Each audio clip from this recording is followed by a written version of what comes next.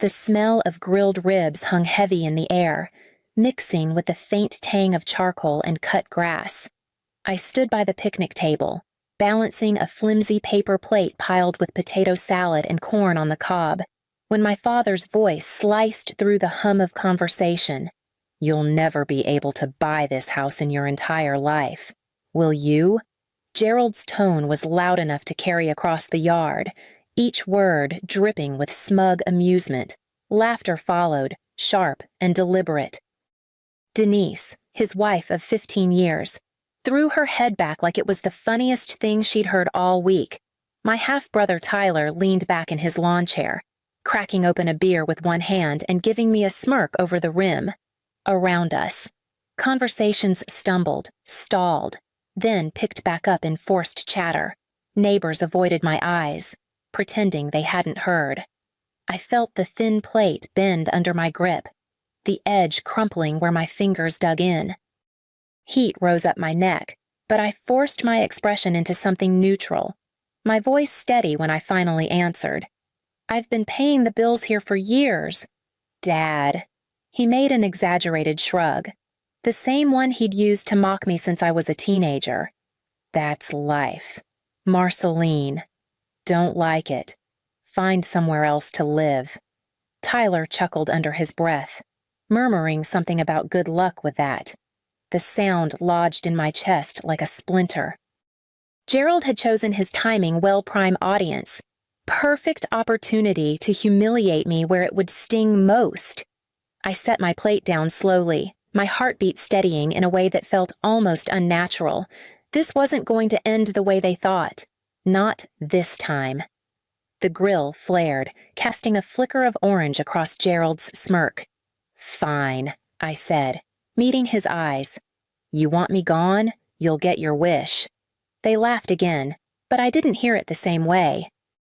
Because they didn't know what I'd been working on for months, and by tomorrow, they would.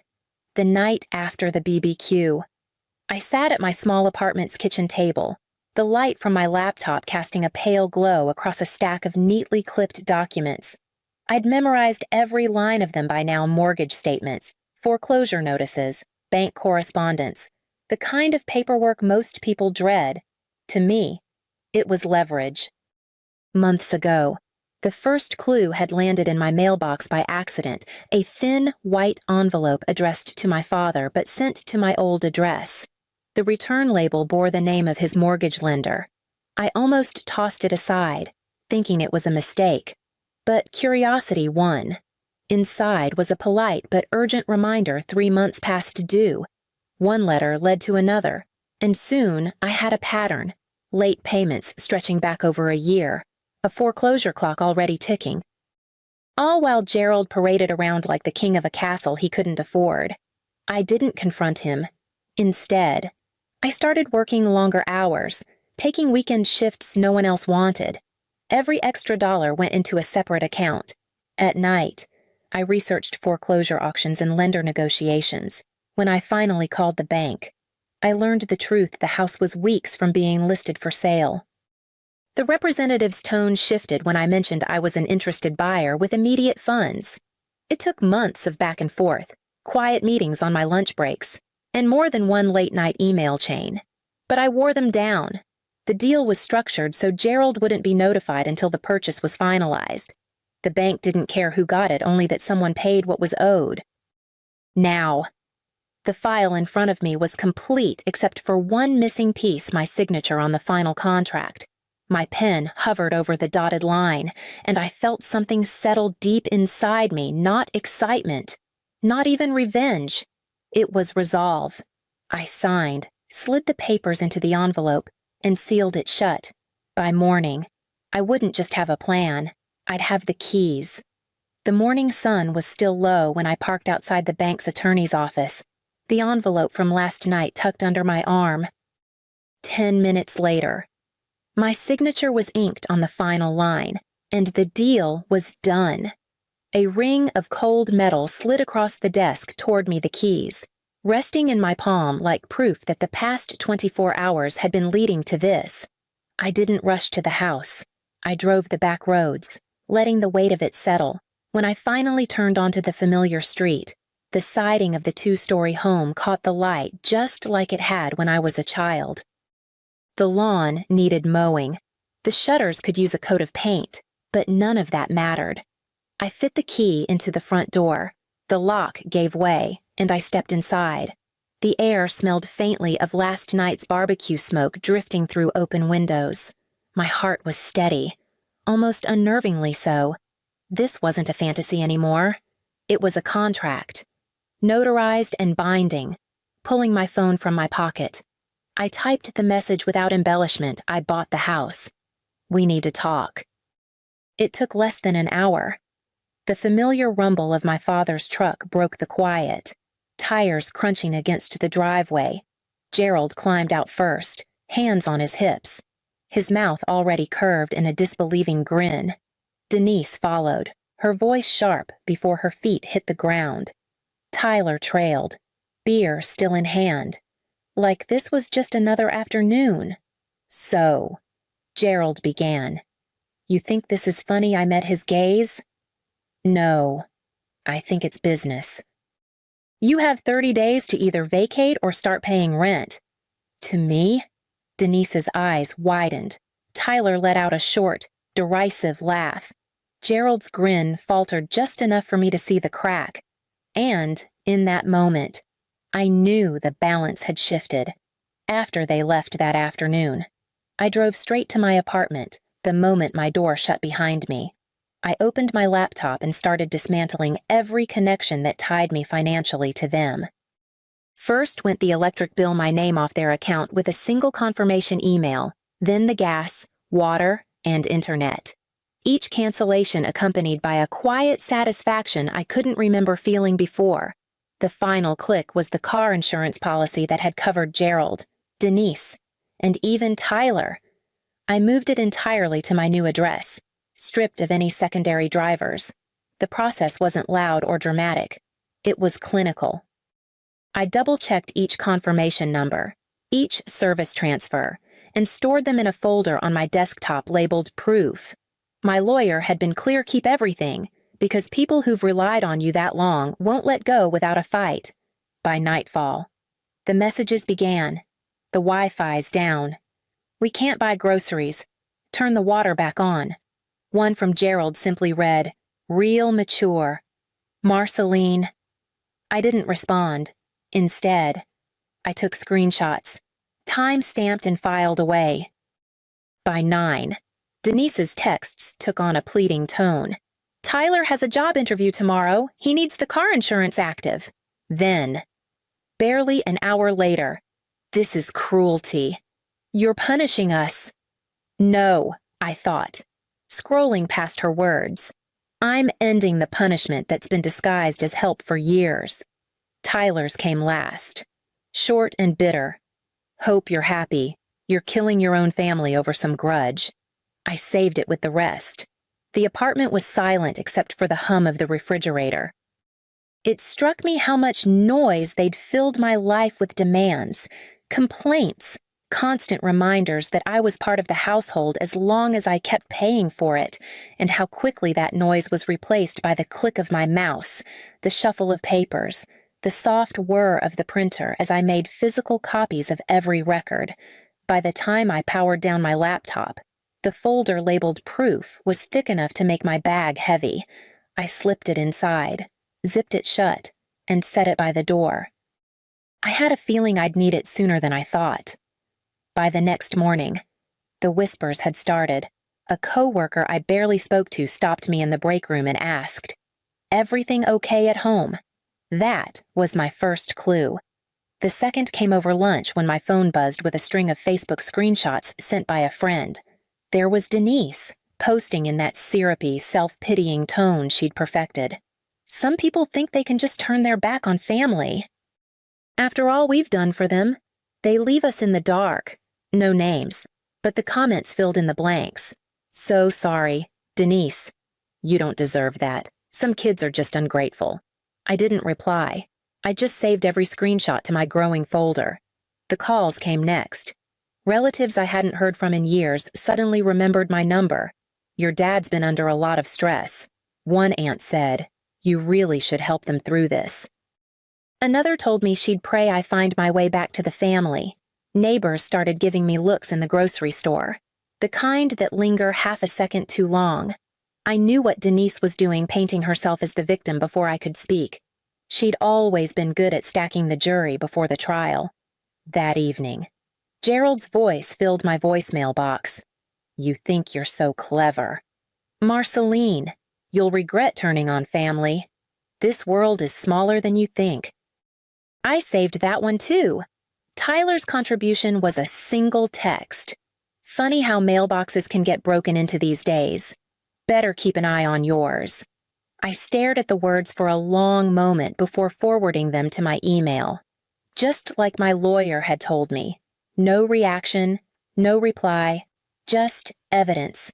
It was tempting to defend myself, to correct the story being told about me. But I knew better. Arguing would only feed the performance. Silence, on the other hand, would force them to keep guessing, and I had no intention of making their job easier. By the end of the week, the folder on my desktop was twice as full, my phone twice as quiet. They thought shame would pull me back in. All it did was harden my resolve. It was late Saturday morning when I heard the low rumble of a truck outside my apartment. I checked the window and saw Gerald standing on the sidewalk, hands shoved deep into his jacket pockets. No Denise, no Tyler, just him. I opened the door but didn't step aside. He nodded toward the living room. "Can we talk?" I stayed in the doorway. "Say what you need to say." His voice was measured, the sharp edges tucked just beneath the surface. "You've made your point. You've embarrassed us. Got everyone talking. But this," he gestured vaguely, "it's gone far enough. Transfer the house back, and we'll call it even." I almost laughed. "Even you're over a year behind on the mortgage." "The utilities were in my name for years. You've been using my paycheck to keep that place afloat while pretending I'm just freeloading in my old bedroom." His jaw tightened. "That's family. We all pitch in. You're burning bridges you can't rebuild." "No," I said, keeping my voice calm. "I'm protecting myself from being used as a wallet." His eyes narrowed, and for a moment, the calm facade slipped. "You think owning a deed makes you better than us? It doesn't. You'll need family one day, and when that day comes, we won't be there. I'm fine with that," I said. We stood there in the doorway, the silence thick. He looked like he wanted to say more, maybe unleash the full volume I'd grown up with, but something held him back. Instead, he shook his head once, turned, and walked back to his truck. I watched him go, the engine's growl fading down the street. Only then did I close the door and let the lock click into place. At my desk, the proof folder waited. I opened it, added today's notes, and slid the hard copies into the binder. I had the uneasy feeling that this wasn't the last time he'd show up. 3 days after Gerald's visit, my phone buzzed with a call from Mrs. Langley, the neighbor who'd lived across the street from my father's house for as long as I could remember. "I thought you'd want to know," she said in a hushed voice, though the sound of raised voices bled through on her end. "They're at it again, out in the driveway this time." I leaned against my counter, listening as she described Denise pacing with her arms crossed, shouting about grocery money and the electric bill. Gerald's voice cut through in the background, furious, blaming her for spending too much and insisting he'd handle it if she would just stop nagging. Mrs. Langley lowered her tone further. "They said the mortgage is 2 months behind. I heard something about the water being shut off next week." I thanked her and hung up, setting the phone down on the counter.